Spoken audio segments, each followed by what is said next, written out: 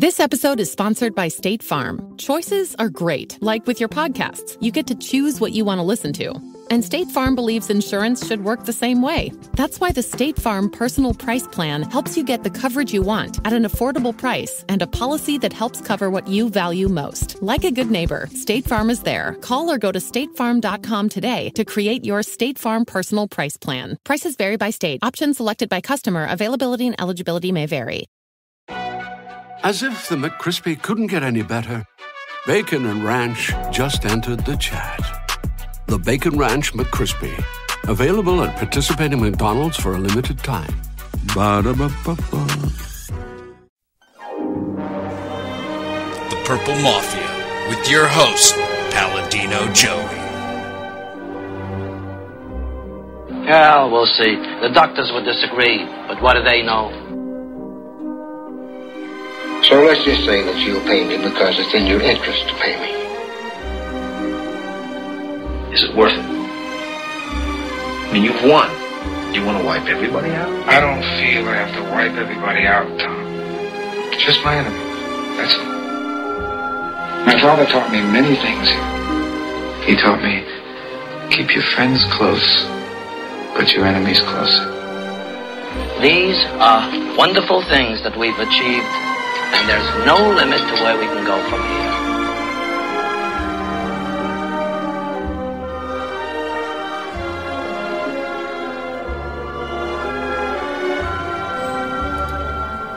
here. Welcome to the family here on Purple Mafia.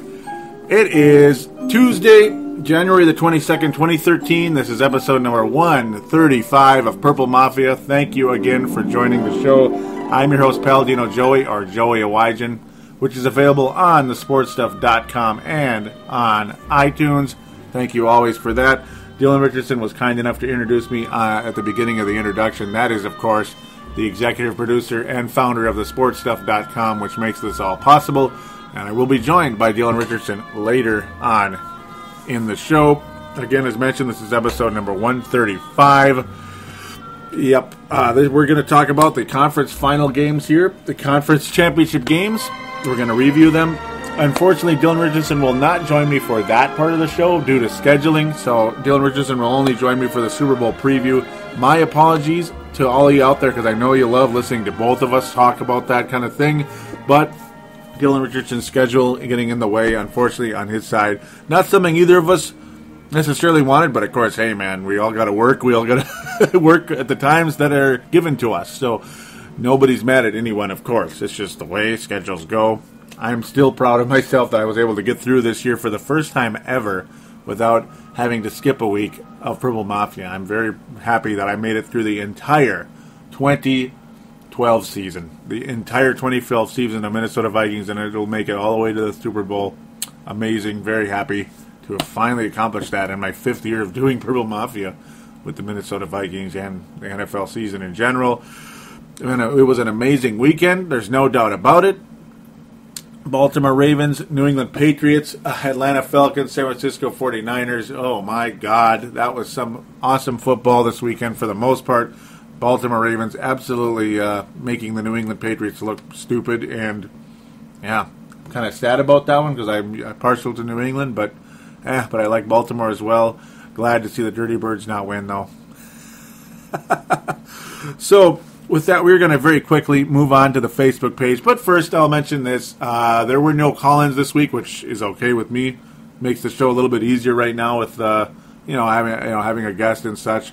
Facebook page, not as much interaction as either. So again, it's just more interactive between me and Dylan, which is kind of what I was hoping the show would be more about this week anyway. But again, I do love all of your interactions on the Facebook page, though. Not a single one of you stop interacting on the page or the Twitter account, so appreciate every bit of it. But the call-in line is 209-736-7877, 209-736-7877. It is a voicemail. Do treat it as such. Mention what show you're calling into, which is, of course, the Purple Mafia show. Yes, sir. And there you go. You'll be on here like Sebastian was on many times. Mark Carlson was on once. Malcolm was on a few times. Yeah. Others, Brent Jacobson, Anthony from LA, who I miss. Haven't seen him on here in a while. Missing in action, but hopefully I didn't scare him away somehow. If you're listening, Anthony, give me a shout-out of some kind on the Facebook page, would you? Please? Yeah, hopefully you're still around. So, yeah, to the Facebook page, though, to keep things moving here. I always start with a thread of where I talk about the previous show being available now, and just to see where, because there's always responses on there. In this case, Mark Carlson saying, great show. I love the dialogue. I laughed with you, Joey Awajan, and Dylan Richardson. You two are a pair. I agree, Mark. Thank you for that. I do agree. It's great chemistry. He says, I particularly enjoyed the talk of years past. My thoughts, Dallas is not America's team, and Atlanta will always be the Dirty Birds to me, even if they beat the 49ers. I think San Francisco will choke. Atlanta will get by to meet the Patriots, America's true team, thank you for that, who will have defeated Baltimore. Truly, though, I want Baltimore to go, but have deep respect for New England and the way they play. Hard to beat a steady and confident team, and it's interesting how that turned out the exact opposite, but again, no, not ripping you at all for that. It's just the way it went. I mean, this weekend could have gone either way. It really could have. In fact, most people were probably thinking New England was going to win, but that Baltimore is ever capable of winning.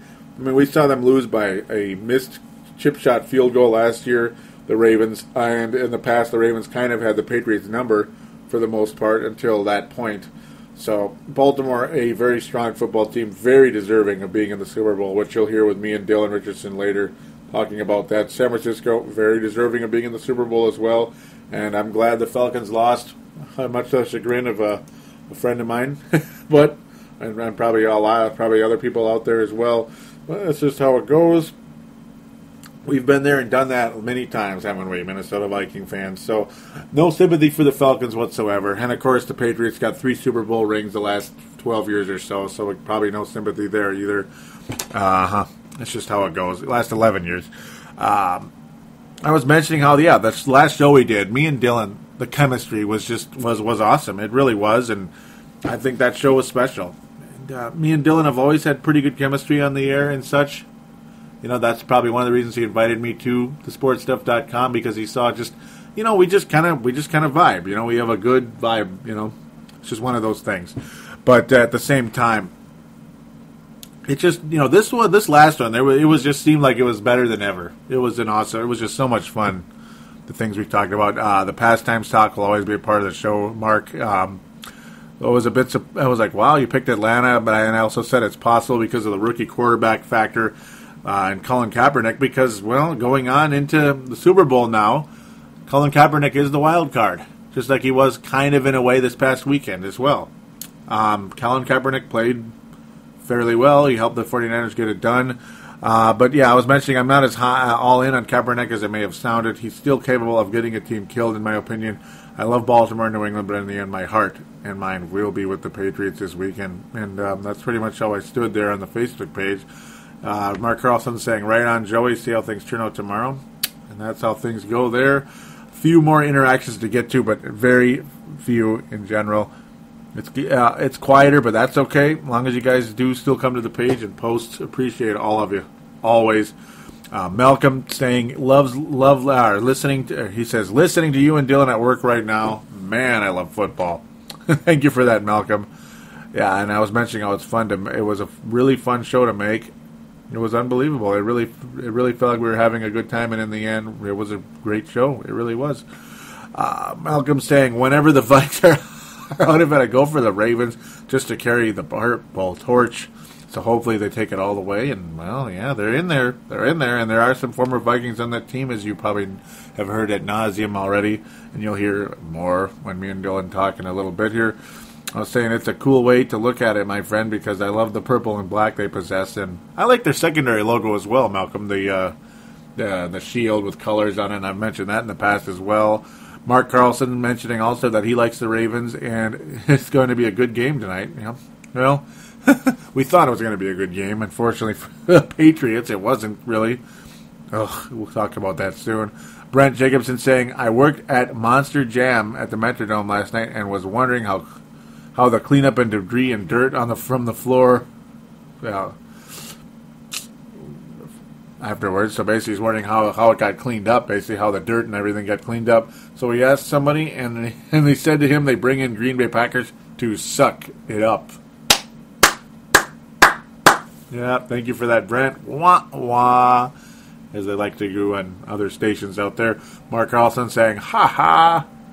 And Sebastian Balls of the final post on the Facebook page saying, now it's official, 6 Viking Pro Bowlers are in the last year of it, the last year ever of it. Rudolph and Greenway will be joining AP, Felton, Walsh, and Allen because they are badass. Mark Carlson saying, oh yeah, sweet. So for this show, I'm going to give the gold star to Malcolm. Mark Carlson's comment's awesome as well, but I'll give Mark Carlson the silver star. There we go. But the gold star will go to Malcolm for this week. Gotta love it. I usually don't give gold stars back-to-back, weeks. So a gold star for Malcolm right now. All right, thank you again for your comments out there on the Facebook page. Always, always appreciated. Facebook.com/Purple Mafia Show. That's all you got to do. Go there, click like, bada bing, bada boom, and join in the fun, the mayhem, and the non-stop nonsense and skullduggery and tomfool. Okay, that's somebody else. You guys, fill in the blank on who that is. Not going to say it. Briefly get to the Twitter account here. Couple of backs and forths here. Holly Brooks and I talking a bit as well. Yep. Man, this thing is... Yep, there are a couple of those where they do like a friend thing where they tweeted out. There's a bit of that. Nikki Blonde saying I had the when I had said Patriots versus Niners were my Super Bowl picks. She favorited that. Unfortunately, that didn't work out. Holly Brooks saying happy Championship Sunday to a group of us on there, so thank you for that. Les Davis saying go Falcons and Ravens. Les Davis saying go Falcons and Ravens, which, you got half of that in there. Zach saying, Zig saying you too.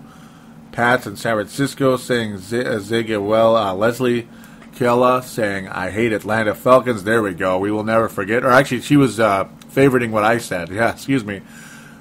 At Leslie Kella. When I retweeted, I hate Atlanta Falcons, the Atlanta Falcons, we will never forget. Bleep that team, 1998. And she said, neither will I. Yep, there you go. Holly Brooks saying, forgive and forget, my friend. I'm like, no, I can't do that. I can't. I just refuse, Holly. I refuse. Oh, well. For a while there, I actually was kind of doing that because I kind of liked it because I love their wide receivers. I mean, Julio Jones, Roddy White, those guys are awesome. I ain't going to lie. But there's just so much, I don't know, and I just like the San Francisco 49ers more than the a lot more than the Atlanta Falcons. So it's nothing personal really even against Atlanta as much as I make it sound, yet, I don't know. Yeah, I still kind of hate them, though. Yep, Jake Severinson saying, sometimes Gary Anderson and Chris Chandler are in my dreams and laughing, and I wake up crying. Chris Chandler. Oh, man, I hated that guy. Hated him. I was mentioning to Holly Brooks that it's not going to happen, besides I wouldn't like them anyway. She says, oh, I like them. My dad loves them. I'm saying, well, yeah, that's it's your thing, I guess. She says, great team this season. Saw them beat the Bucks in Tampa this season. Hope they win. And I was saying, all right, it's just an opinion. We're all entitled to our opinions. And she was responding to that as well. That makes us human. We're all different. Yep. Mike? Man, I wish I could say it right. Well, it's at MNMike72. Because I don't like to butcher people's names. It's just kind of bad of me, So he says, I will never forget them doing the Dirty Bird at the midfield, the Metrodome. Yeah, I mean, Mike's a new follower, so hopefully you're listening, Mike. Shout out to you there. Holly Brooks jumping in saying, you boys are funny. Look at you. Justin in Rochester, J-Day, saying, I was referring to the fumble, if you were thinking the flag. We were having a little conversation in there somewhere. Yeah, I was saying, you got to be kidding me. Yeah, and it was the fumble on the goal line. Yep, the fumble on the goal line against the Falcons. Yep, 49ers fumble. That was Crabtree, the guy that was accused of sexual harassment or something. Yeah, great. Good job. Good timing for that, Crabtree. But yeah, I was responding to Holly Brooks. I was saying, I'm glad we can entertain you. She said, you always do. I picture you almost always taking notes for your podcast. Well, thank you for that. And I said, it sounds about right. she finishes up the whole Twitter conversation with thrilling game of football, and it was. Another awesome game involving the Atlanta Falcons. This time, unfortunately for them, did not result in a win. But I'm telling you, folks, to be as objective as possible, because I was rooting against Atlanta, but I'm telling you, man, Atlanta maybe got screwed a little bit on that final play there. Yes. I hate saying that too, but it's just one of those things. So we're going to take our first break. We're going to split this into 3 segments today. First break now, then I'll do the reviews, and then another break, and we'll preview the Super Bowl. We'll be right back right after this.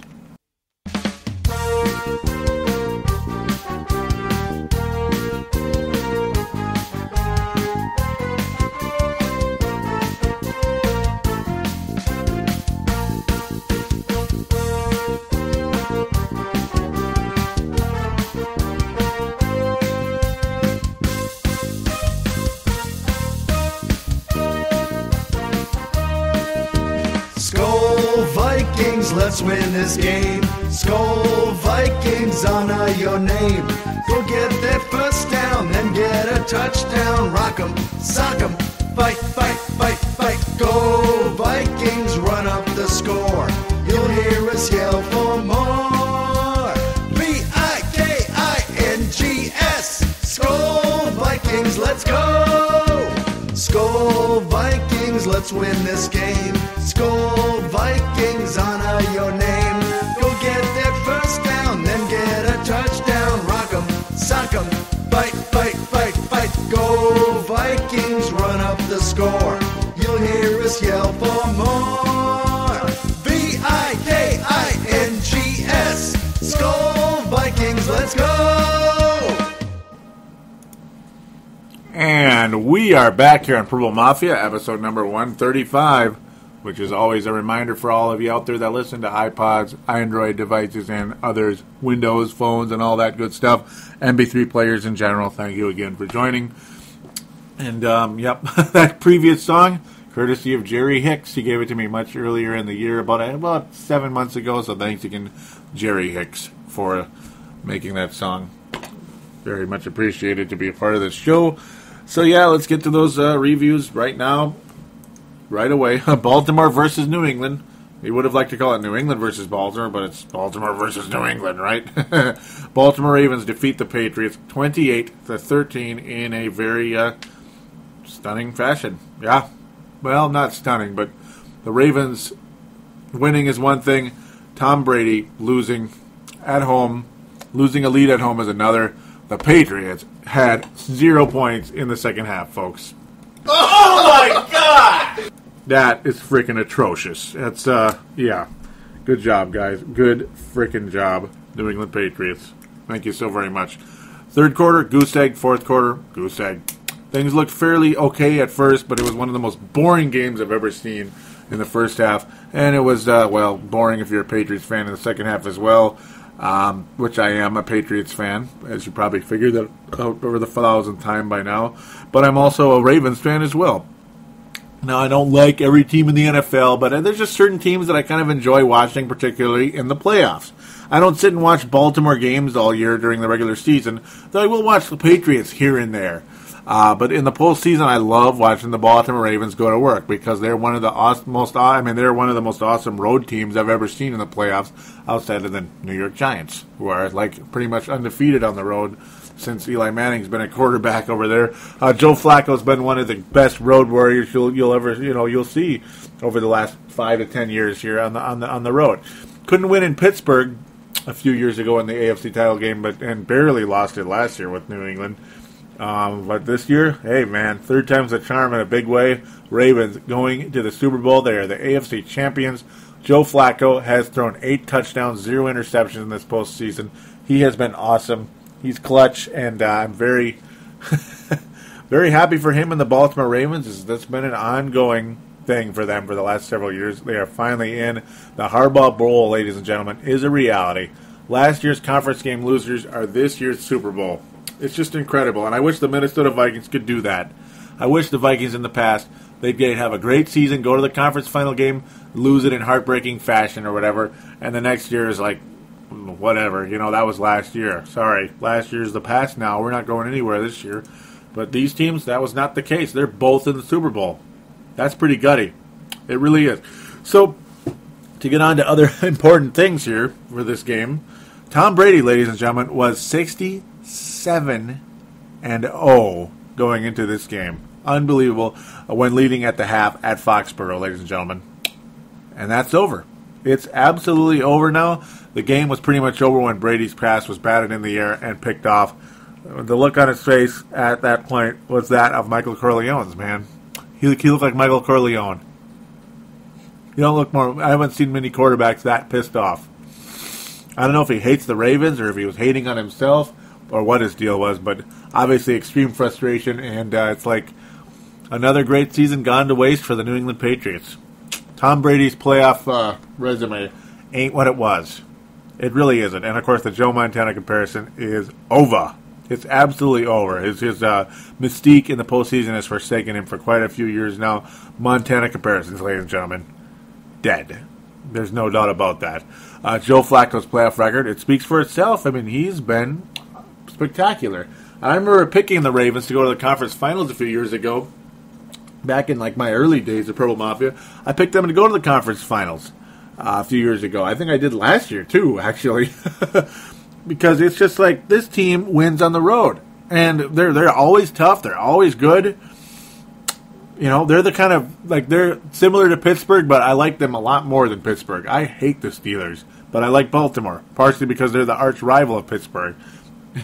I love to see Baltimore beat the Steelers. I sure do. I hated seeing the Steelers beat them in the 2008 AFC title game. That sucked. Then we went on and saw the Steelers beat the stupid Cardinals. That was a bummer. But again, that's how it goes, I guess, huh? It's just how it goes. Yes, it is. The Ray Lewis is the story of the playoffs, man. I mean, he will play one final game this time, and it will be on the ultimate stage. So now, if he holds up to his retirement statement, if he keeps his word about retiring, which is obviously up to him in that category, this truly is his final game, and it will be on the ultimate stage, a la Jerome Bettis, who didn't announce his retirement until the game ended, but yeah. We'll see Ray Lewis possibly do it if the Ravens do win. Me and Dylan talk about that exact topic extensively in a few minutes here. It was... This was definitely not the more exciting game of the two. In fact, it was very much not exciting. It was kind of, in a lot of ways, though, it was, Tom Brady was a lot like Peyton Manning was against Baltimore the week before. Elite quarterback, great season, at home and all that good stuff. Just forgot how to play for whatever reason. I mean, Brady's completion percentage way down. He attempted 54 passes in the game, quarterback rating 62.3, 2 crucial interceptions in the game. Just killed them. Threw under 54%. Did get 320 yards, but he passed the ball 54 times, as I just mentioned. It's a bit too many right there. Absolutely. Stephen Ridley looks like he may have had a concussion when he was fumbled at a point. That was another crucial loss of the ball during the game as well. I mean, 3 turnovers for the Patriots in the game. 3. That'll kill you. It'll absolutely kill you. But again, yes, Ridley was hit very hard. I mean, the Ravens were crushing people all over the place. Again, it looked like he had a concussion, the way he just kind of looked like he was in the fetal position, the way he hit the ground there. I mean, that did not look good at all. Wes Welker, good at times, but dropped some passes also as well. Aaron Hernandez as well dropped some passes during the course of the game. And other possessions during the course of the game. Just Patriots, just for whatever reason, they have their great season, and then they're just off. There's that off game, and then that's it. Unfortunately, the Patriots just could not get it done last year. Guys were not catching the passes down the stretch against the Giants. I mean, they should have probably won the game, but nope. If guys are dropping the ball, you're not going to win the game. That's the end of the story. I mean, guys were not making plays that needed to make plays. Bill Belichick ripped big time by Shannon Sharp for being a bad sport yet again. After another tough loss, he tends to just disappear, not talk to the media, and it doesn't help his. It really doesn't make anybody feel sorry for you, Bill. And I'm sure you're not even looking for anyone to feel sorry for you, but doesn't really help your reputation any. There's just no need for that type of foolishness. Tom Brady looked like, I don't think he shook anyone's hand. It looked like he pretty much just headed straight to the locker room as well. Kind of Kevin Garnett, Rajon Rondo, like with, the other Boston team across the town there. Boston Celtics, Garnett, Rondo, like they're not good. I like both of the teams, but I don't like the attitude of some of these guys, unfortunately, in situations like this. And it'd be about time if this team started winning big games again. The New England Patriots started winning titles again. Yeah, they beat the Ravens last year in the AFC title game, got back to the Super Bowl, good on them, but they failed to get it done again in the Super Bowl, unfortunately. Patriots no longer the clutch championship dynasty type team that they were about 5, 6, 7, 8 years ago. I mean, they were something special. Not anymore, ladies and gentlemen. Unfortunately, looking a lot like the Buffalo Bills now. Really. Joe Flacco looking unbelievable, though. 3 touchdowns, 0 interceptions, quarterback rating of 106, completed, under 60%, but, he's not perfect, obviously. Joe Flacco has flaws, but he is one of the most underrated quarterbacks in football, as far as I'm concerned, particularly in the postseason. He just goes out there and gets it done. I like Joe Flacco, folks. I think Joe Flacco could be the deciding factor in the Super Bowl. Right now, Colin Kaepernick is amazing, but he's the wild card. Again, me and Dylan talk about that quite a bit. We'll get to that when we get to it. But other than that, Flacco, absolutely a big reason why the team won. Baltimore's defense frustrated Tom Brady. They beat Tom Brady the way the New England Patriots used to beat Peyton Manning. They really did. It looked like the Ravens were the Patriots of old, and the Patriots looked like the Indianapolis Colts of old. And that about pretty much sums up the whole situation. Past Sunday, Ravens versus New England Patriots. Congratulations to the AFC champion, Baltimore Ravens, and it is so cool to see John Harbaugh finally getting to the Super Bowl. Well deserved. There you go. AFC champions. The team I picked at the beginning of the year was the Baltimore Ravens.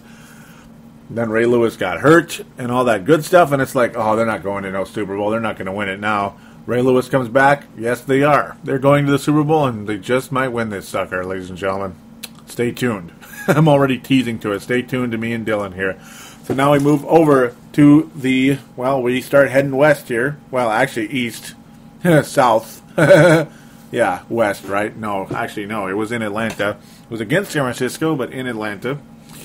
Atlanta Falcons quickly taking a 17-0 lead. And then it's like, my friend Paul Caniff, my buddy Paul Tooniverse Caniff, and I were like, Atlanta's up 17-0. Here we go. Yeah. But then it's like, whoa, wait a minute.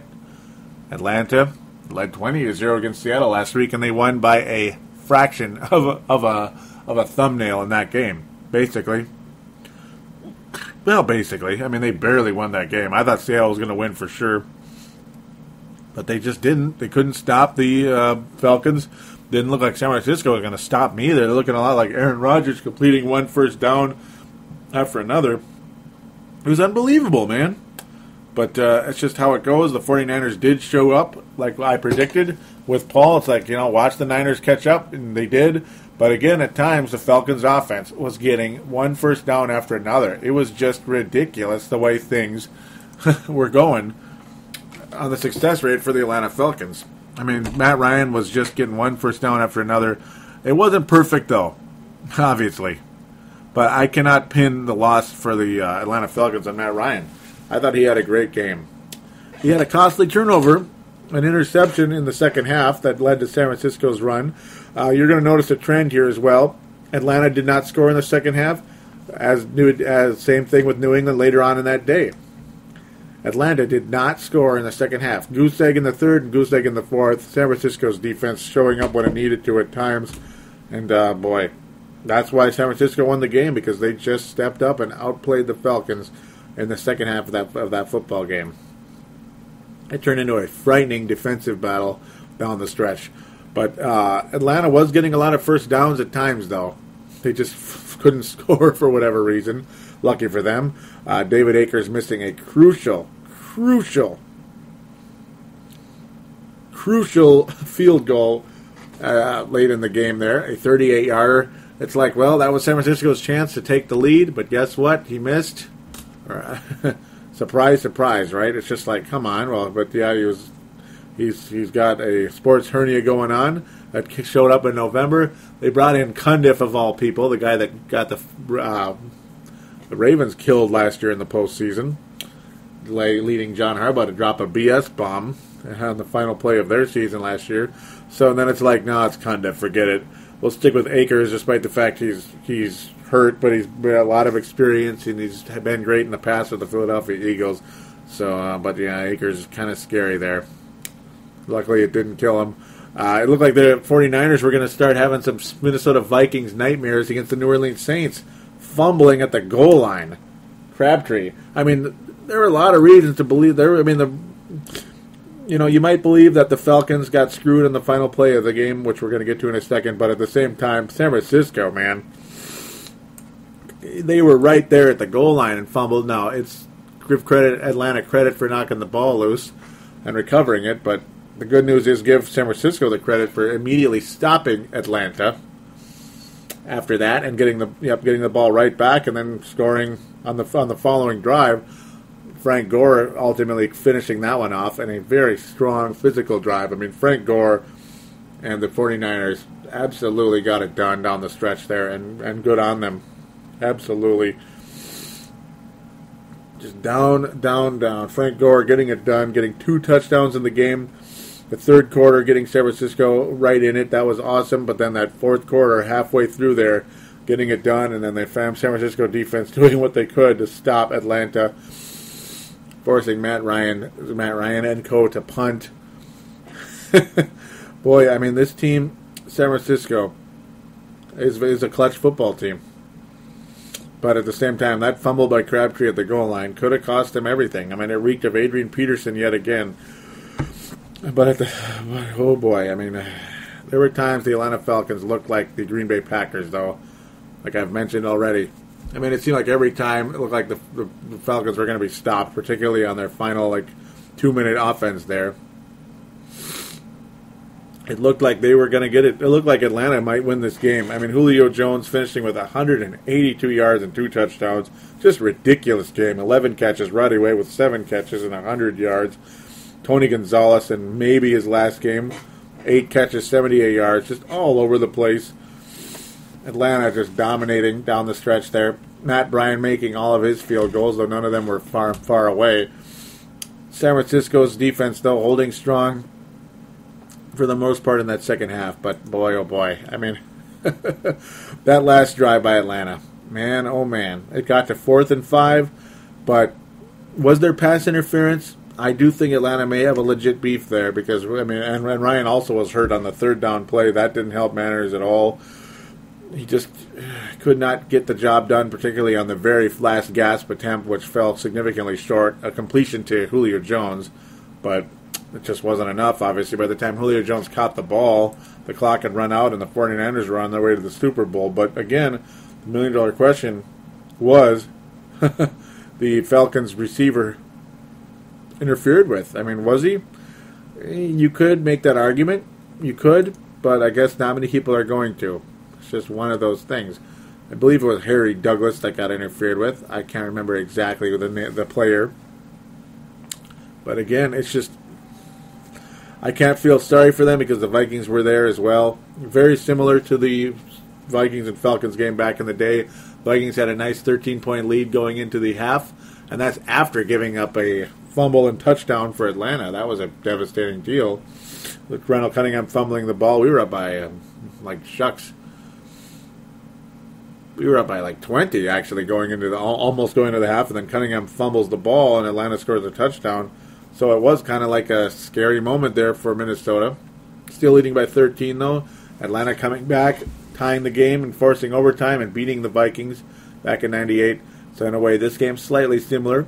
San Francisco made a comeback and came and won on the road as well. So again, not feeling sorry for the Falcons, though some people out there like Holly Brooks might be, who probably wasn't too happy. I'm sure she'll be cheering for the Baltimore Ravens. I think a lot of people will be cheering for the Ravens going into this game, as they're kind of an underdog, but at the same time, they could easily be favored with all their experience, all those legends out there, and the fact that Joe Flacco has been the story, I think, at quarterback this postseason. Joe Flacco has been remarkable. I wouldn't be surprised if he ends up being Super Bowl MVP just because he has that big game coming up on Super Bowl Sunday. So speaking of Super Bowl Sunday, we are going to talk about that right after this with the man, Dylan Richardson. Dylan Richardson, yes.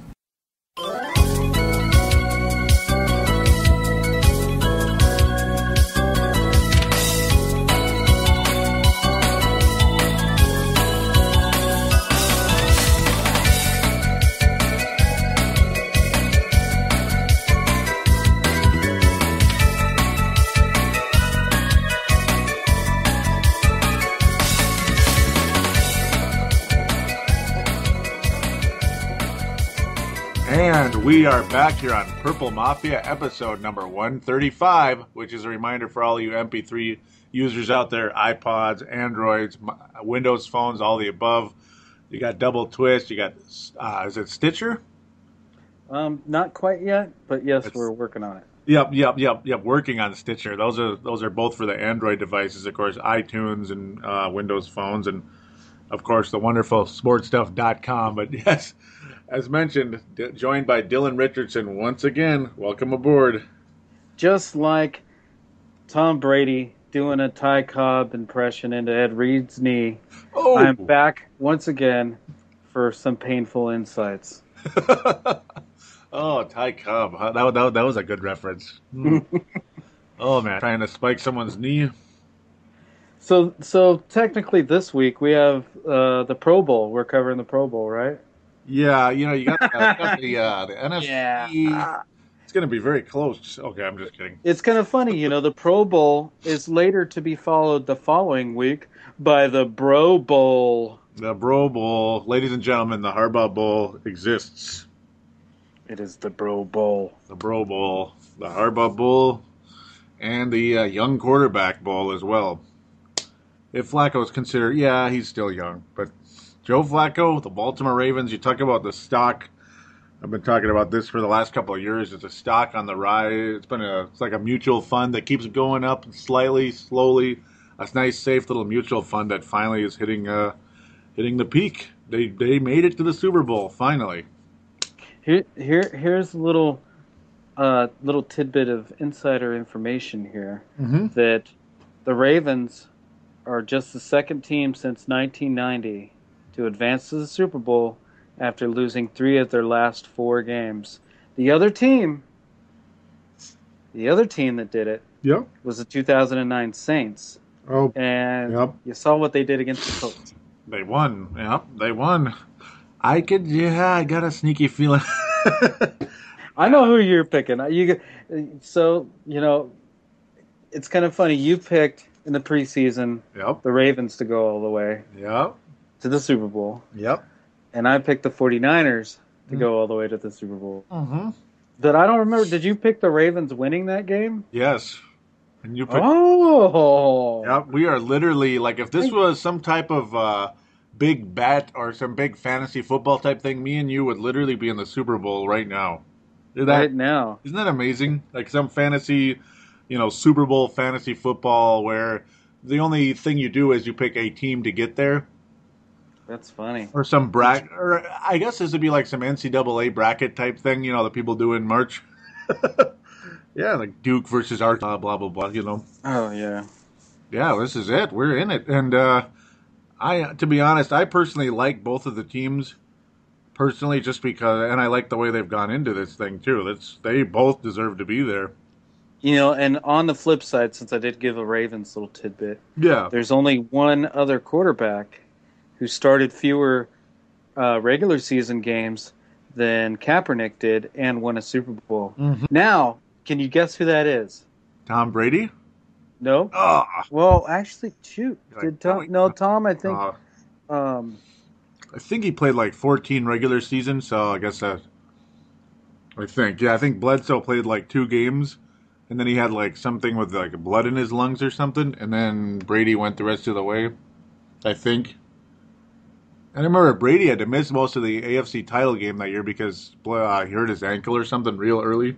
Yeah, he actually missed the whole title game. Yeah. And Bledsoe won it. Bledsoe won it. And Tom Brady started the Super Bowl, which I was a little upset about. But take one more guess. I know you know this. You're going to be face palming yourself here in a second if you don't answer. Super Bowl winner. Started really. That didn't start hardly any games during the regular season. Okay. It's going to come at some point here. Okay, I can.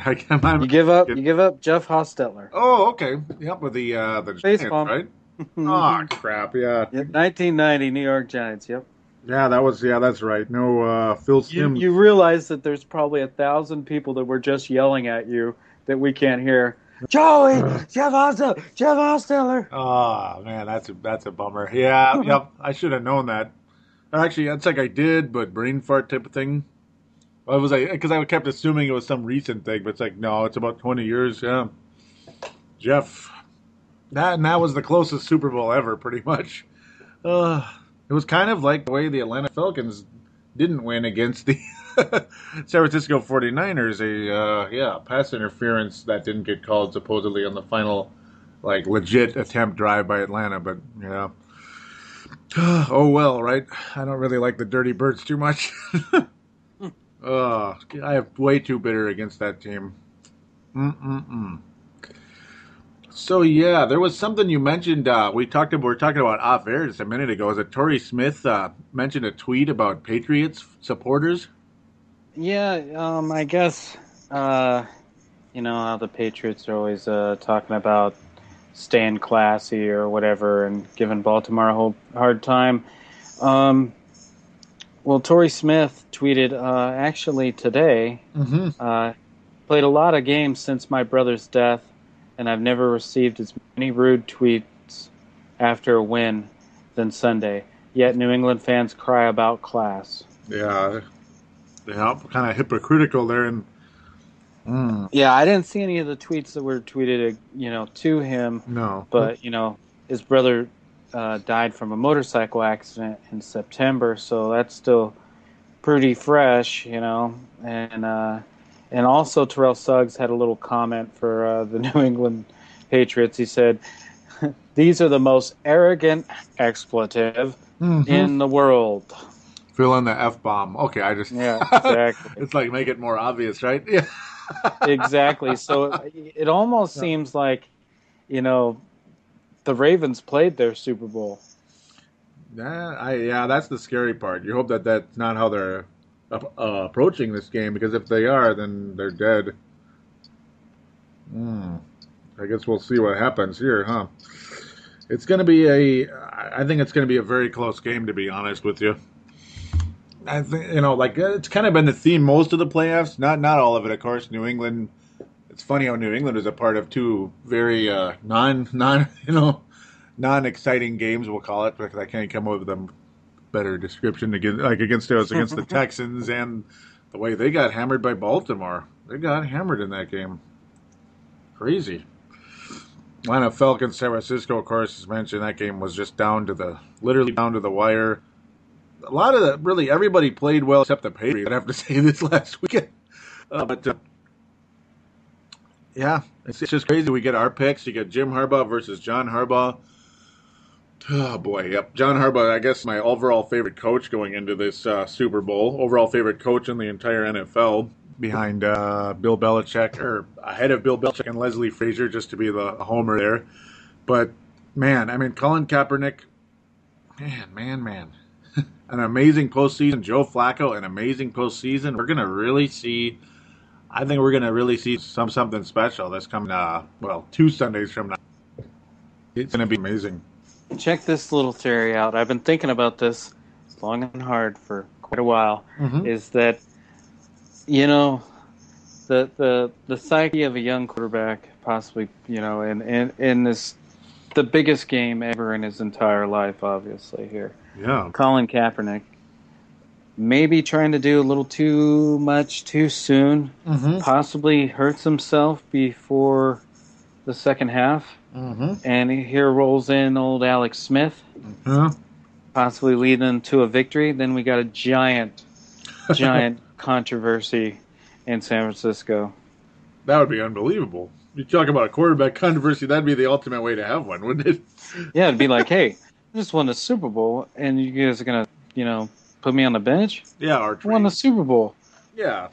Yeah, basically, or trade me to Miami, blah, blah, blah. That seems to always be the supposed destination of quarterbacks, because Miami hasn't had one in like 15 years. But, yeah, it's... Well, Miami seems to be set with their guy there. I don't know about that, but... Yeah, I forgot now. They got Tannehill, but... Yeah. It's like I'm so used to them not having their guy. Yeah, he's only going to be their guy for a couple more years before he gets the axe, too, Yep, that's the story of Miami. Chad Henne, blah, blah, blah. It just goes on forever. Man, what's great about both of these teams is they're pretty complete. You got great defense. The one thing that's, when you look at the potential for long-term success in the postseason for the next several years going to the Super Bowl, it favors San Francisco because of, both teams have great defenses, but of course Baltimore's is really getting old. You got Ed Reed, and of course this will be, on all accounts, the final game for Ray Lewis. We can finally say it's his last game rather than it might be, Well, yeah. He kind of said this could be, so he left the door open on that one. Uh-oh, Favre syndrome. Yeah, maybe. He's going to the Jets. Okay, I'm just kidding. That's about where they all go. No, I'm kidding. It's, it's going to be interesting to see how that turns out. What's going to happen with Ray Lewis. He's been a very, very emotional guy during the whole time, and it's been fun to keep up with, really. I mean, he's been fun to watch. Obviously, Baltimore's defense at times has gotten beat on occasion, but really Denver's big numbers were mostly because of the special teams of Baltimore, which we'll see how that holds up in the Super Bowl. That's, any type of special teams gaff costs you, everything. Obviously, we saw it with San Francisco last year. I was just going to mention that San Francisco last championship game. A guy by the name of Kyle Williams, right? I think so. They probably don't want to remember that, but that's how it goes, right? Yeah. He might have. Yeah, he was probably counting his chickens when in the locker room, hoping for that red tag not to show up immediately before he even made it in there. Yeah, basically. And Cundiff got cut right away. That's the other side. Both of these teams suffered heartbreaking defeats last year in their conference final games, and unbelievable way to return the following year to actually get to the Super Bowl after such a devastating defeat. Something that has eluded the Minnesota Vikings forever and ever and ever and ever and ever. What is that? A Super Bowl win? Oh, no. Yeah, and it's having a big return after, say, a great season that ended in like a heartbreaking defeat. But we'll get them next year, and no, these teams are getting them next year.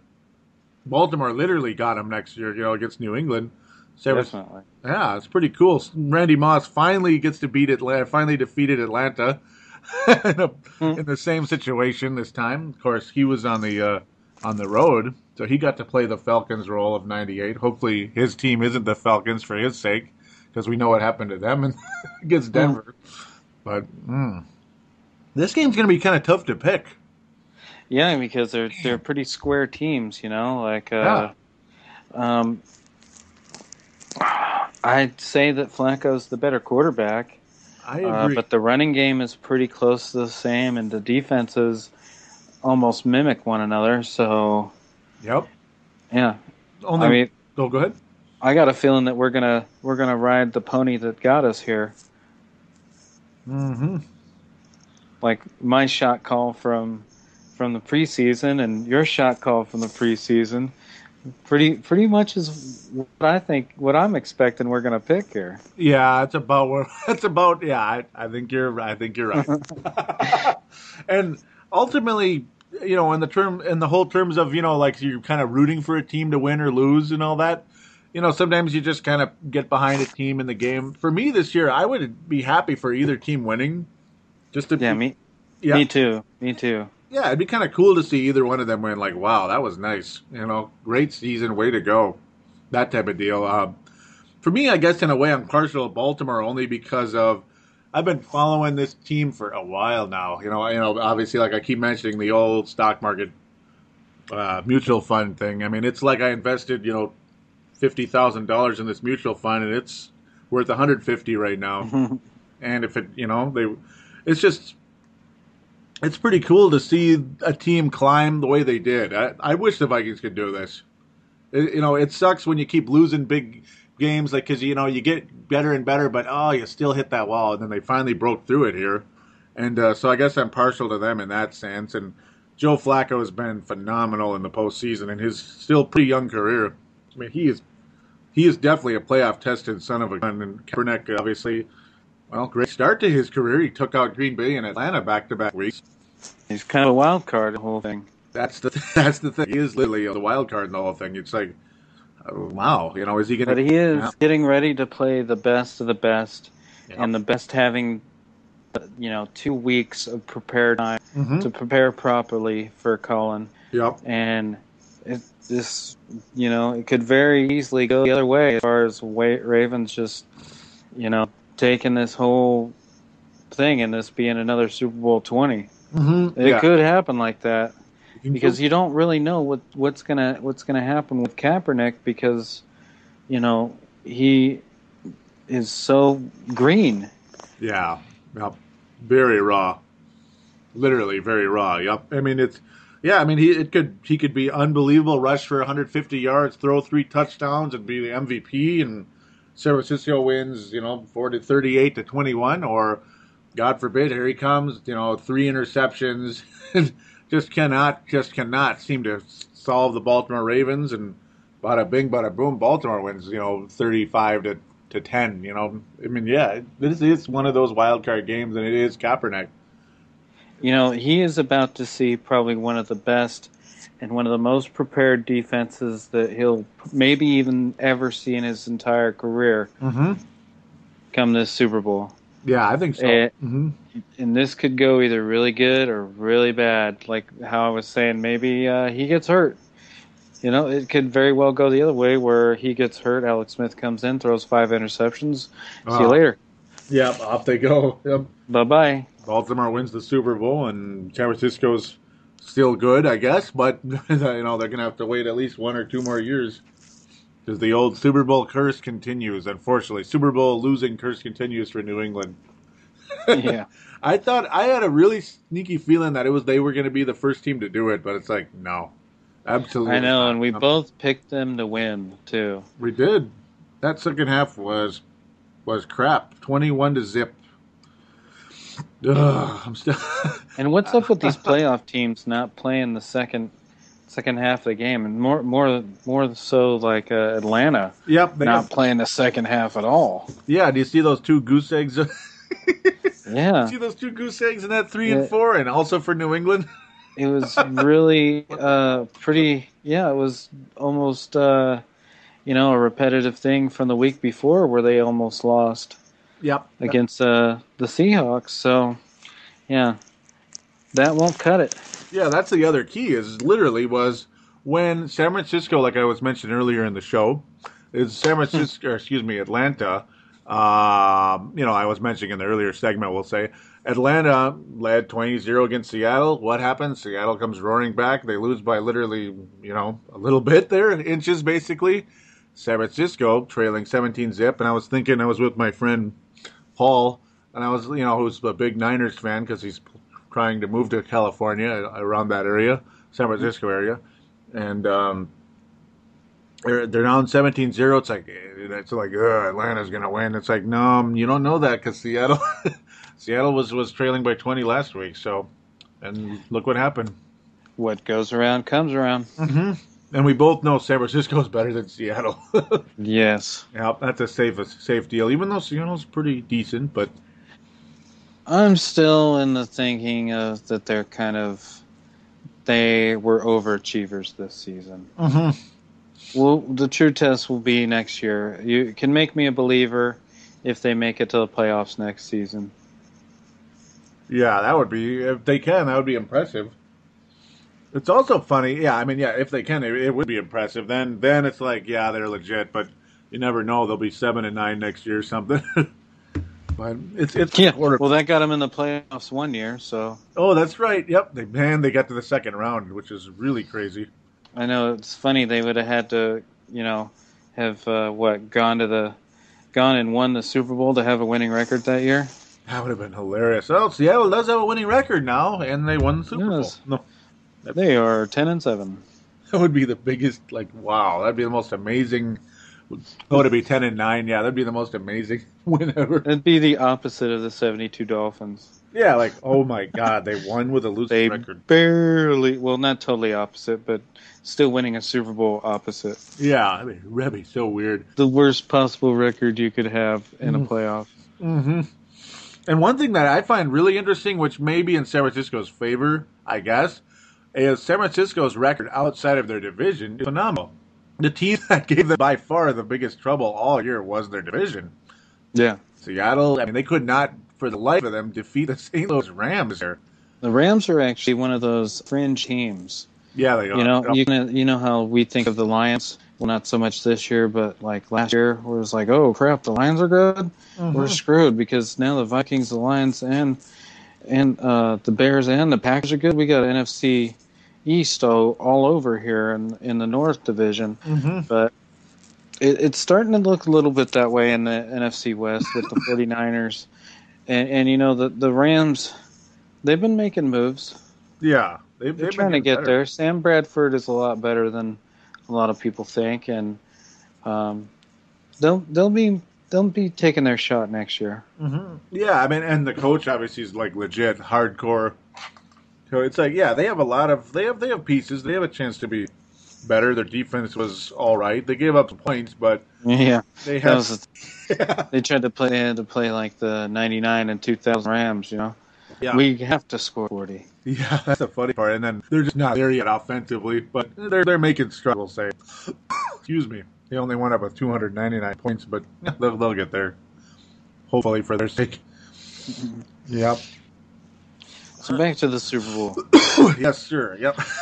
Literally. Yeah. And for me, again, I think the playoff test, the fact of Flacco being playoff tested and, of course, that defense being, they can beat anybody on the road. I think they're kind of they're the second best road team I've seen behind the Giants, like I've mentioned last couple of weeks. So, every Super Bowl game is a road game for both teams in a sense. They're both on the road per se. With home fans in attendance, so I think that favors Baltimore, the experience and the overall the experience and toughness. Yet at the same time, San Francisco reeks of a team on a mission because of the way they hammered Green Bay. So it's a tough call, but ultimately, you expect, I lean Baltimore though. Mm-hmm. Yep, slightly. Just a little bit. Yep. Superbowl XLVII. Mm-hmm. It's only in 11 days, 18 hours, 3 minutes, and 5 seconds. So now you can really tell when we recorded this. Yeah. Thank you, Mr. Data. I'm just looking at the little countdown thing on NFL.com, seeing if anything cool pops up here. Oh yeah, that's awesome. Vikings trade Adrian to Miami. Oh, there it goes. Yep. Oh no! Breaking news. 6th round pick and Chad Henne. Oh no, three number ones and yes, yes. Then there you go. Then we could be a dynasty. Maybe no. Then of course we'll take we'll take the next Erasmus James and and what was that bum's name? That Williams guy. Oh my goodness, I'm forgetting his name now because he was so bad. 7th overall pick. Oh crap! Oh well. I know it I knew it very well. It'll come back to me. Yeah. Yeah, I'm trying to think of who you're talking about too. Yeah, Vikings 7th overall pick in 2005. Yep. Now something else. Oh Lord! It's you got. Really, for me, the whole thing, I think the Ravens, their defense, the toughness, their experience, I think that's the main thing that favors them going in. Alex Smith was taken number 1 in that draft. Troy Williamson. There we go. Yes, I just found it. Yep. This whole draft was filled with busts. I mean, filled with busts. Alex Smith, bust. Ronnie Brown, bust. Braylon Edwards, bust. Cedric Benson, bust. Sorry for that one. Oh, yeah. Cadillac Williams, bust. Adam Pac-Man Jones, bust. Troy Williamson's bust. Entro Roll, good. It just goes on. Mike Williams, bust of all time. Oh, wow. And then there's some really good ones like Sean Brown. Oh, here we go. Sidetracking again. And Erasmus James. Yuck. Yep. Ugh. Yeah, I hope the Vikings don't do that again. That was the worst draft ever. Excuse me for that. So, in the end, how do you see this thing turning out? I'm leaning Baltimore 31-28, even though I'm probably thinking San Francisco's going to win. No. 31-28. I think I'm going to go with the 49ers, 24-21. Yeah, look at me putting too many points on the board. But go ahead. Yeah, I think it's going to be. Yeah, I think it's going to be like that, and I think Baltimore's going to have one missed field goal at the end. Oh, wouldn't that be something? Oh. I just hope. I mean, just that it's that close. Yeah, I hope so. Those blowouts are so boring. They're just not watchable. Like the San Francisco versus New England game earlier this year. It was like, totally unwatchable football. Until the Patriots sort of made a comeback. They remembered how to play for a few minutes, and then they lost anyway. Yeah, I can't wait to see this, though. Now look at you. You got me looking at 2005 draft picks. Sorry. Like, oh, man, you have Aaron Rodgers and Mark Clayton. Jason Campbell, kind of. Mm-hmm. Man, there's not much. Not much, no. It was a kind of a crappy draft. Carlos Rogers? Yeah. Yep. Anyways, yeah, I'm just kind of looking at him right now. Like, There are a couple of good ones. DeMarcus there. Yeah, Frank Gore. Yep, Frank Gore. Oh, yeah. Third round. There it is. But, yeah. Yeah. Babineau came out. Yeah, well. Vincent Jackson. Yeah, Frank Gore, that's a great pick. Justin Tuck for New York Giants. He's got 2 rings for that awesome defensive line.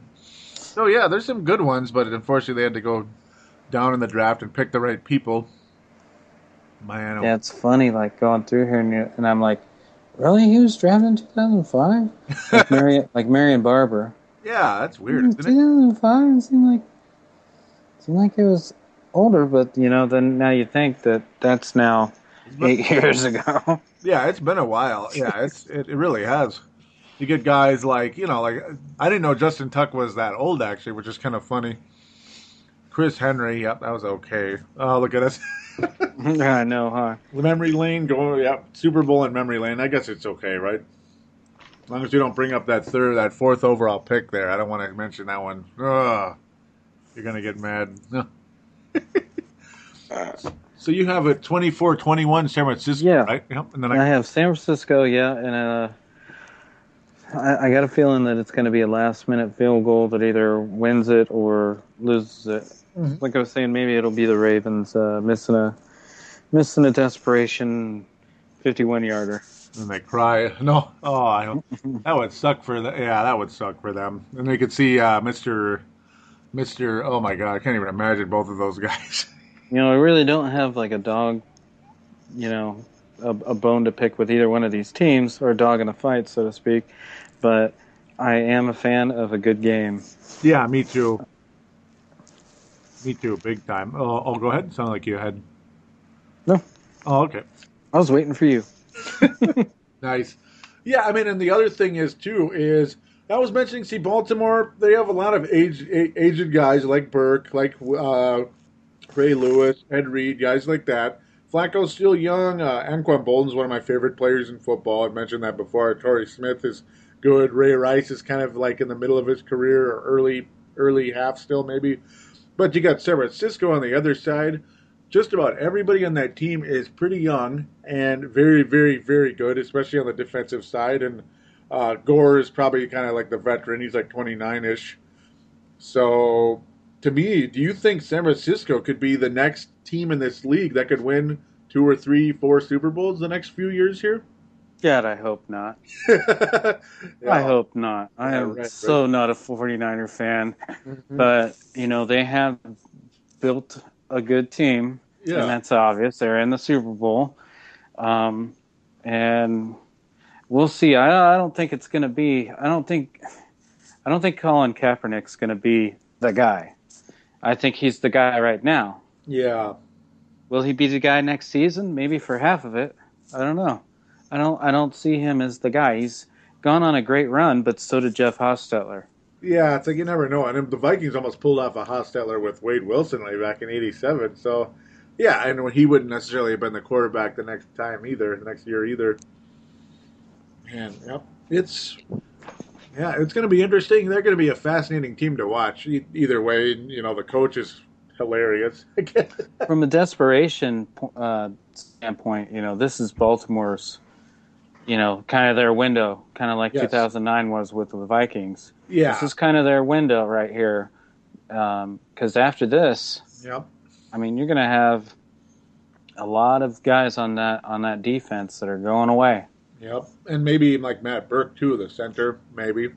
Yeah, a lot of them guys are on the downside of their career. Yeah, this is like I was saying. It's like they're kind of at the end here, so it's like a absolutely win now type of situation where that could be San Francisco's undoing again too. They might think, oh, we'll be back, Oh yeah, we'll be back. Which is the Dan Marino curse. Yep. Yeah, exactly. Ask Danny Boy how hard it is to get back. Oh, yeah, because he even said that. He was like, yep, I'll be back. He was thinking that in his head. You know what's funny, too? Have you ever seen the movie Little Nicky? No. There's a part where Dan Marino goes to hell and tries to make a deal with the devil to go to the Super Bowl. Wow. Oh, that's funny. And every time the Super Bowl comes around, I think of that. And then he gets really pissed at the devil when he denies his request. Wow. He says, well, then the hell with you. I'll just retire and become a sportscaster and win an Emmy for my Super Bowl coverage. He did, huh? And then he left the room and the devil kind of shrugs and he says, I can't let him win a Super Bowl. I'm a Jets fan. Oh, that's funny. Yep. Oh, that's funny. Yeah, they must. Yeah, he must be. Wink, wink. Yeah. Devil. They don't really go very often. No, at all. They are the Devil's team. I think they have all these crazy people on that team. Yeah, they act like they're possessed. Oh, look at me. Oh, that was a bad statement, huh? Jets fans are pissed now. They're screaming at you. You just can't hear them. Purple Mafia is done. Yep, that's the end of it. The Jets Possessed podcast is coming after me. There we go. Jets Possessed, huh? Jets Possessed. Oh, I'm so bad. They're taking off the runway, man. Oh, boy. There's a friend of mine at work says, man, I hate that chant. It's like, wow, awesome. You guys know how to spell your team's name. Yeah, really. And we all know what it really means, right? Do you remember the sign? It was like, what were they, 1-15 one year or something under the Rich Kotite era? Jets? No, what did it just? Huh? I don't know. Just end the season. Oh, the season. Okay, just end the season. That's what it really means. Yep. Probably what they felt like this year. Yeah, I mean, that was a bust. They were literally, this year's Jets was a lot like the 2010 Vikings. Like, here they come. Maybe Tim Tebow is a curse for first-string quarterbacks. Yeah, I guess so. Cause kind of like the Madden cover, but for second-stringers. Yeah, isn't that unbelievable? Yeah, like Mark Sanchez, dead. I don't even remember who was starting in Denver last year. Was it Kyle Orton? Yeah. That's who it was. Yep, he was actually okay, but then it was like, let's go with Tebow, and bada bing, bada boom. They snuck into the postseason and took out Pittsburgh, which I thought was kind of cool, but yeah, and that was it. The curse for the first stringer. Mm-hmm. Big time. They ran into the Patriots. Uh-oh. There's a Terminator nearby. Yeah, exactly. That one likes to bark a lot. Oh, man. The other one just came for a visit. Maybe caught a couple of hot breaths on the microphone as he said hi. Mm-hmm. Everyone, Max says hello. Mm-hmm. Hello. Is it Max, you said? Yeah. Max is sensing the Terminators are coming. Batten down the hatches. Oh, man. Hey, yeah, they're supposed to be coming out in California, I remember. No. Oh, look at me. Skynet, look out. Yep, it's coming. Skynet is opening. They've become self-aware. Yeah, oh my God, that'd be bad. No, it's possible. Oh boy, yep. So really, go ahead. It's the bittersweetness, though. Like you're so glad that football's on, but yet, the following Sunday is just such a bummer. You're like, man, what am I gonna do? Yep. Oh yeah, you're gonna listen to one of Joey's other shows. That'll keep you going. Yes, please listen to them. Timberwolves Explosion, Brave the Wild. Timberwolves Explosion is so much fun. Oh my God! And then Brave the Wild is as well. That the team is doing better, so hopefully there's going to be more listeners. We're hoping for that thing to pick up here ASAP. But then again, say about everything. Yeah. And so you got basketball to watch. This is like the sport. This will be the sports lull. Like you got basketball. There's no baseball. There's football done. Mm-hmm.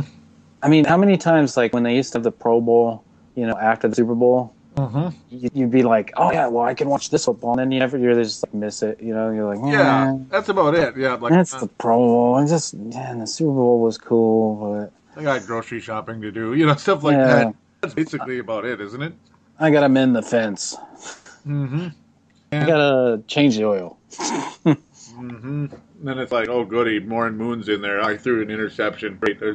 What else is new? No. What else you can look forward to in the off-season is watching NFL Network and watching all the old quarterback clubs where the Warren Moon will be in. Mm-hmm.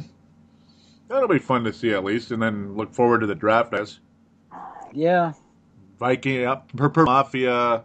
Let's see. So, yeah, it'll be State of the Vikings. There'll be a Super Bowl review first, and then State of the Vikings. So that's where we're headed. Yep. State of the Vikings. I like those ones. State of the Vikings. Those are fun, aren't they?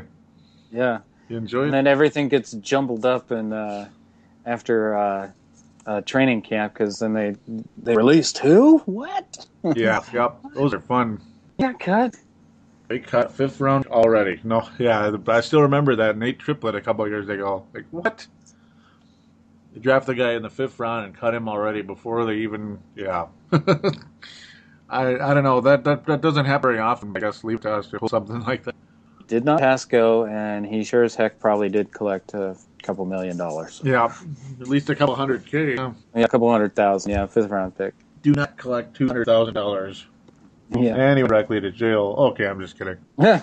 No, certain guys maybe.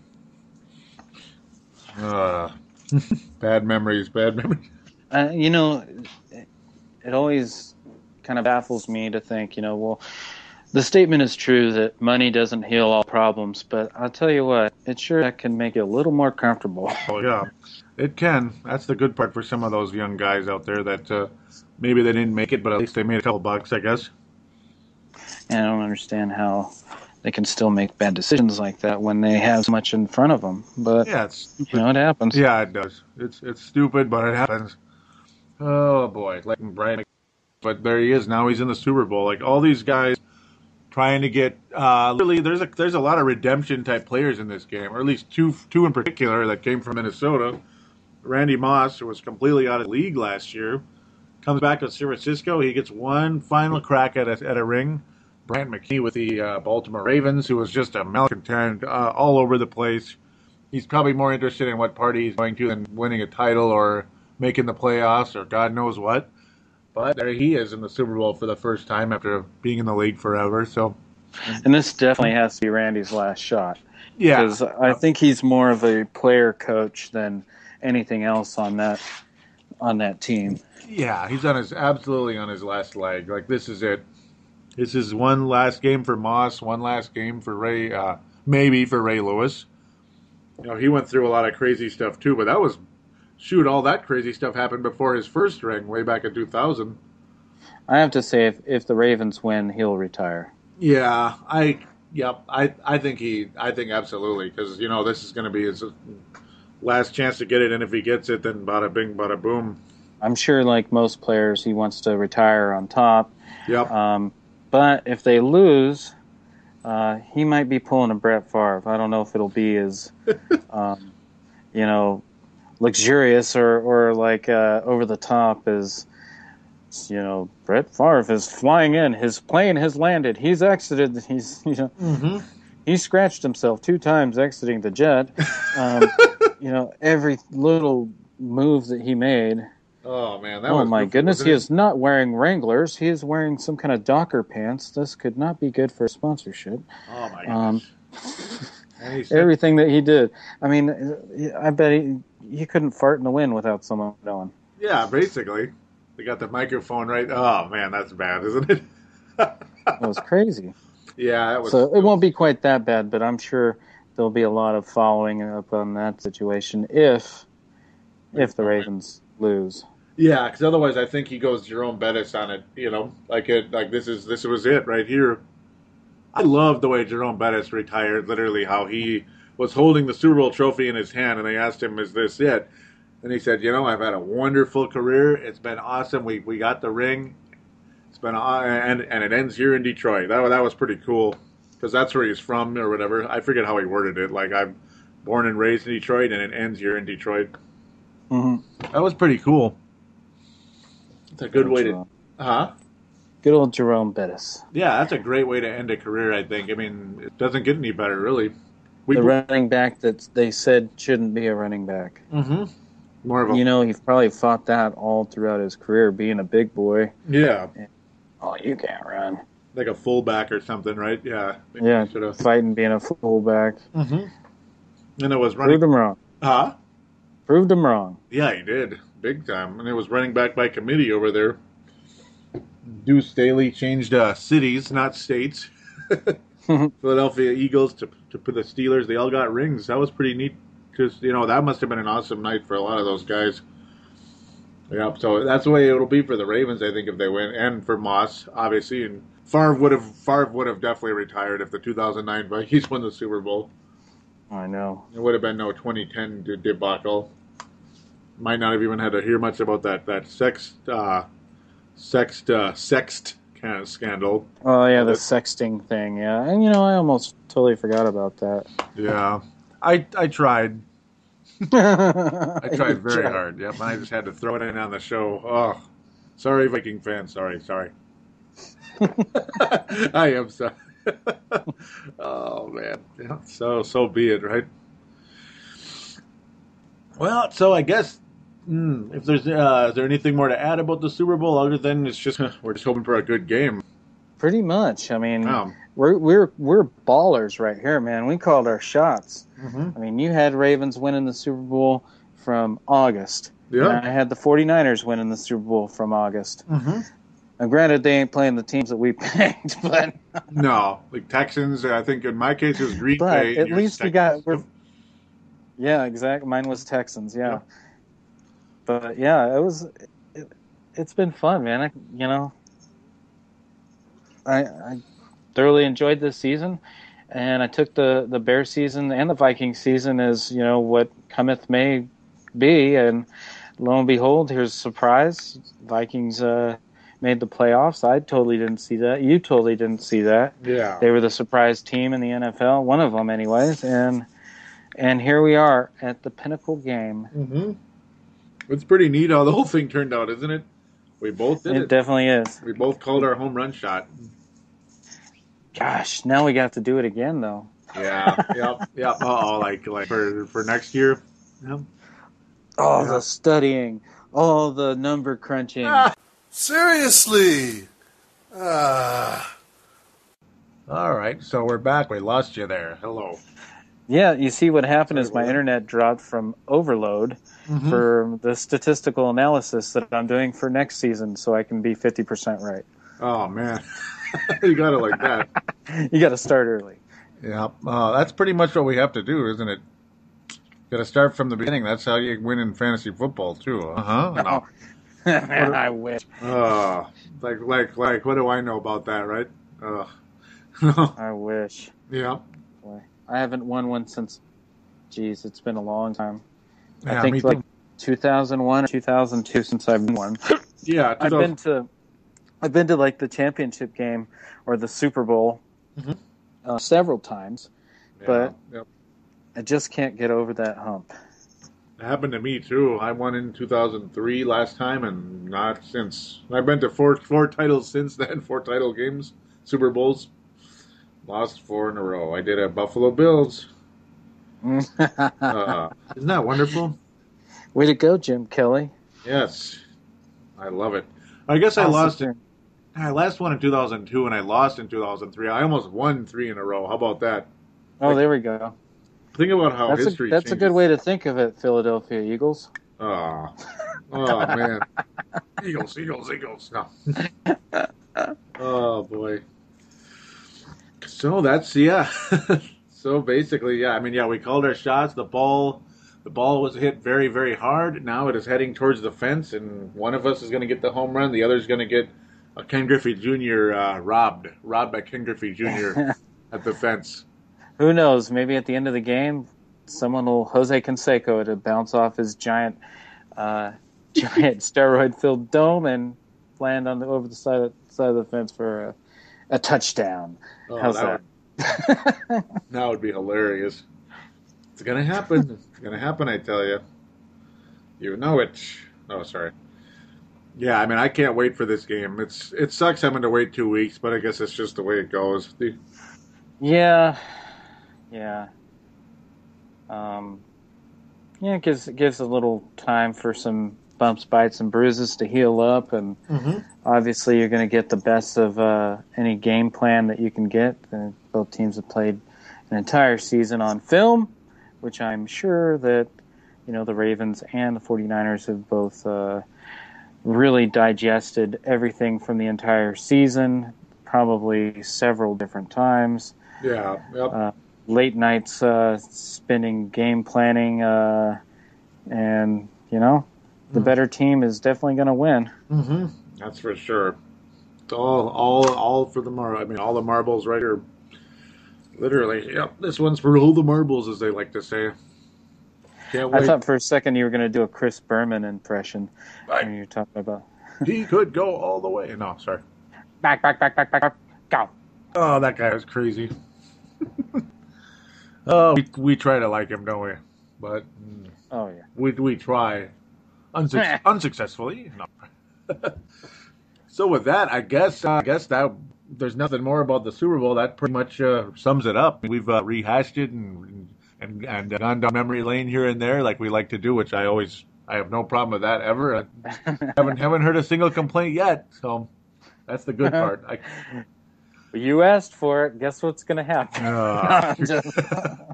17 stars on iTunes.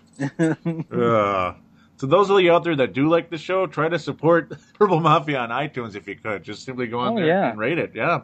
And you know what, too? If you're listening via iPhone or iPod Touch, I think there's a way to like it on Facebook. Oh yeah. Through iTunes, and also the Facebook page as well, which is it gets active, it gets heated. Sebastian likes to post a lot in there. Yes, he does. Yep, Sebastian Bulls. Yeah, it gets very interesting on there. Yeah, the Facebook page, facebook.com/Purple Mafia Show. The Twitter is @Purple Mafia Show. Simply like and or follow those accounts. And Dylan Richardson also has a Twitter. Yeah, you can follow me at Dylan Richardson. That's DylanRichardson. I was one of the lucky ones and jumped on the Twitter bandwagon before 20,000 million people did. So I was able to get my actual name. It's pretty cool, yeah. You're able to jump on there and yeah, that is pretty cool. You were one of the early people. I still remember you first telling me about it. I'm like, Twitter, what is that? I like to get on there during games a lot. That's probably pretty much. There's pretty much 2 times that I'm on Twitter, and that's one if I'm bored and at work, and don't have anything else to do, or there's a football game on, and I like to maybe talk a little trash to some people. Yeah, I love going on during games, for the Twitter, for Viking games, Purple Mafia Show, or obviously during playoff games that Unfortunately, the Vikings aren't in or are in, you know. So, and of course, I do the same for the other shows as well. You know, basketball, hockey. Not as much hockey, but I need to get more on that one too. Brave the Wild is out there. That's another podcast. Yes, sir. All right. But of course, all these shows, though, are on the sportstuff.com, which Dylan Richardson founded and is the executive producer of. Yes. Yay. We thank you very much for that, of course. There is the voicemail for Purple Mafia. It is 209-736-7877, 209-736-7877. Like to hear from you. You would, yep. Mention what show you're calling into, which is the Purple Mafia show. Or you can say, hey, Joey, which a lot of people seem to like to do. Yep, exactly. Yeah, get a lot of, hey, Joey. Yeah, that's the more common one. But, yeah, you know, comment about the Super Bowl, comment about the State of the Vikings, which is 2 episodes away. Yes. Exactly. So, do I get to look forward to joining you in the Super Bowl post show? Yes. Yep. If you want to, you're absolutely invited. I would love to. Awesome. I would love to. Awesome. You're going to get to be the 4-bagger, 4 in a row. This is a 3-peat. Yep. And I was just about to invite you in too. So you beat me to it. Awesome. 4 consecutive. That is awesome. Yep. And I'm sure the listeners enjoy it as well because we had a nice spike in the numbers last week. Yes. Oh yeah. Yep. This show needs the love. Yeah. Especially in the postseason when they're not playing right now. Yeah. Yep. So, but there's a giant upside to this team. Mm-hmm. Giant upside. Yeah, I think we're coming back. Yep. Go ahead. I think more so than maybe even the true hardcore, super duper hardcore living and eating and breathing Vikings football may have anticipated. Mm-hmm. There is a legit chance. You been building up that defense, the quarterbacks. Well, when he plays well, he looked pretty good against Green Bay, but obviously the running back's still in his prime. So anything could happen. Yeah. Another good draft. This could be a legit team for a while, I think. Very well could be. Mm-hmm. It's going to be fun to see. It's going to be fun to watch. Hopefully Green Bay is just a one-year wonder. That's another thing to throw in. Yeah. We'll see. Yep. So with that, I just want to thank you once again for joining. Dylan, there's a lot. I love having you on here. The listeners love you as well. It's been fun. Mm-hmm. And he will be back next time. Yep. Is it 2 weeks from now? Yes. So Purple Mafia will be in 2 weeks from now. Yeah. Yep. It'll be a brief hiatus because if you think I'm going to do a review on the Pro Bowl, you're sorely mistaken. Like I threw you to the Sharks on that one. Yeah. No. That'd be funny. A review of the Pro Bowl. Only if I'm in Hawaii and in attendance, then I might do it. But until that happens, it's probably on. That's in the back burner. Yeah. Had to say that. So again, thanks for listening, everyone. And we'll be back. We'll be back in 2 weeks, and we will talk about the champion Ravens or world champion San Francisco 49ers.